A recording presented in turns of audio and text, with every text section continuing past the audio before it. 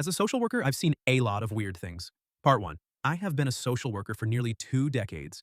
So I, of all people, know that when most people think about my profession, they usually imagine mountains of administrative paperwork, organizing food assistance programs, or navigating the incredibly complex foster care system. While those duties certainly make up a large portion of my daily routine, there is another side to the job that rarely gets discussed outside of our office walls.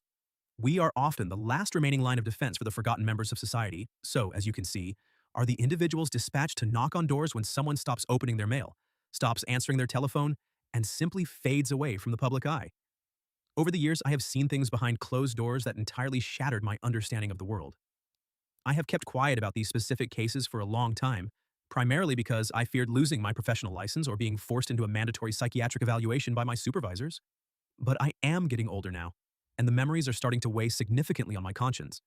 So I decided it is finally time to document and share the stories of the weird cases I dealt with during my career.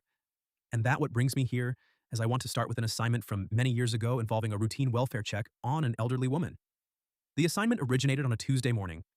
My supervisor handed me a manila folder containing a very thin case file. The file belonged to an 82-year-old woman who lived alone. On paper, everything about her situation appeared completely normal. Her utility bills were paid on time through an automated bank system, her pension was actively deposited, and her property taxes were entirely up to date.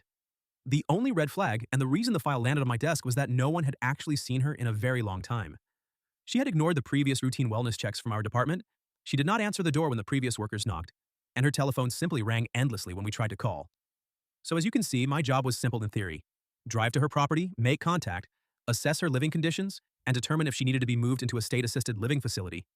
Her property was located in the middle of a very affluent, highly manicured neighborhood on the edge of the city. The area was famous among city workers for one specific characteristic. It was a neighborhood where absolute apathy was the community standard. The residents there valued their privacy to a fault, cultivating a culture where nobody ever looked over their fences, and of course, nobody cared what happened to the people living right next door.